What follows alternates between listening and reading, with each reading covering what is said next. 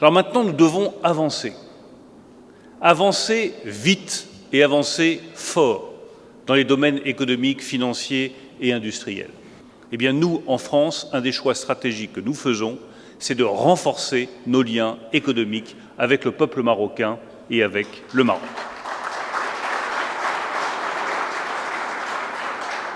Nous voulons le faire dans un certain nombre de domaines que j'ouvre comme orientation, mais qui, bien entendu, ne sont que des propositions qui peuvent être complétées, qui seront complétées par vos travaux.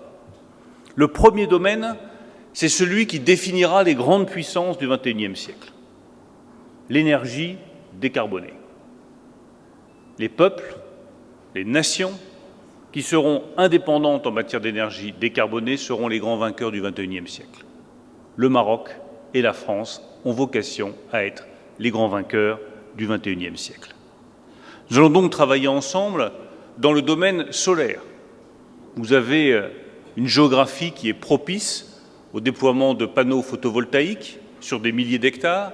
Et nous avons fait le choix, avec le président de la République, je l'ai annoncé il y a quelques semaines, de développer une filière de production de panneaux photovoltaïques en France, avec des technologies avancées et des panneaux recyclables. Eh bien, croisons nos savoir-faire pour travailler ensemble dans ce domaine-là. Nous voulons travailler ensemble également dans l'éolien, travailler ensemble dans l'hydrogène. Et je vous annonce que nous allons lancer un projet entre l'IRSN et l'accélérateur SAT à Paris-Saclay pour développer une recherche appliquée et de l'innovation en hydrogène décarboné sur la base d'un partenariat entre la France et le Maroc.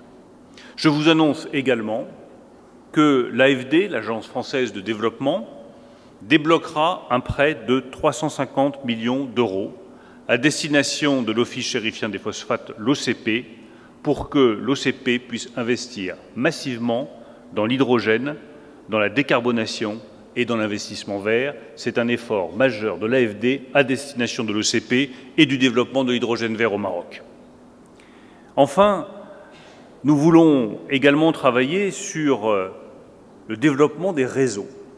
Car comme dans beaucoup d'autres pays, en Europe et ailleurs, au Maroc, le lieu de production n'est pas forcément le lieu de consommation. Et qu'un des grands défis énergétiques, qui est souvent trop oublié, on en parlait ce matin avec Nadia, c'est le coût des réseaux énergétiques de transport de l'énergie. Vous allez produire de l'énergie dans la région de Dakhla, vous en avez besoin dans la grande métropole de Casablanca, il faut construire des réseaux électriques pour transporter cette énergie entre Dakhla et Casablanca. Je vous confirme que nous sommes prêts à participer au financement de cette infrastructure.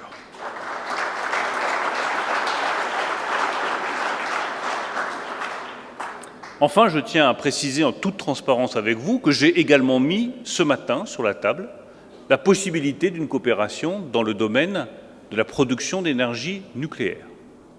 Vous savez qu'à la demande du président de la République, nous travaillons sur ces fameux SMR, des réacteurs modulaires de plus petite taille, au gouvernement marocain de décider s'il peut être intéressé par cette coopération. C'est évidemment un choix souverain du peuple marocain et du gouvernement marocain, mais je dis notre disponibilité à travailler sur ce secteur de l'énergie nucléaire avec notre partenaire marocain. Je ne pense pas qu'on puisse donner un gage plus fort, notre détermination à construire un partenariat économique stratégique avec le Maroc.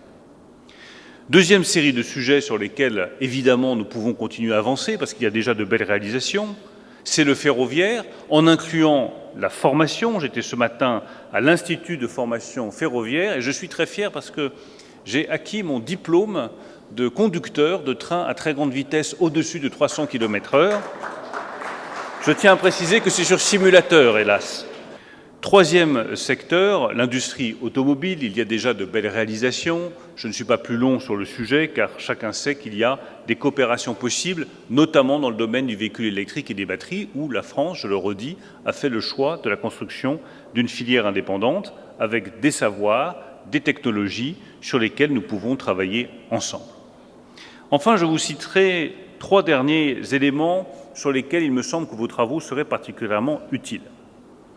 Le premier, le plus festif, et je dois dire assez enthousiasmant, c'est la Coupe du Monde 2030.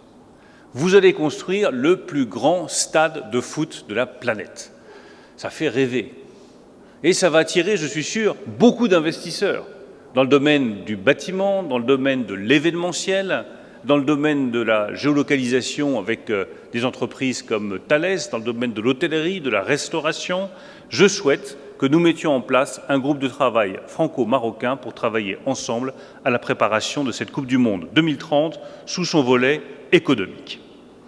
Deuxième élément que je voudrais citer, c'est celui des investissements financiers.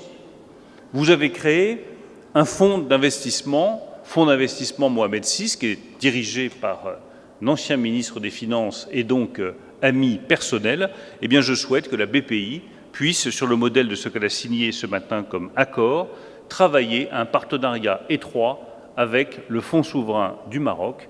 Je pense que ce sera une ouverture vers des perspectives nouvelles. Enfin, troisième et dernier sujet, il a été mentionné ce matin par Nadia, je pense qu'elle a parfaitement raison, ne limitons pas nos partenariats à la formation, la qualification, les grands projets, les très grandes entreprises, les PME, qui sont le tissu vivant de l'économie marocaine et le tissu vivant de l'économie française, doivent travailler main dans la main, apprendre à se connaître, multiplier les échanges, développer les projets. Elles auront mon plein et entier soutien. Vive les PME françaises et vive les PME marocaines.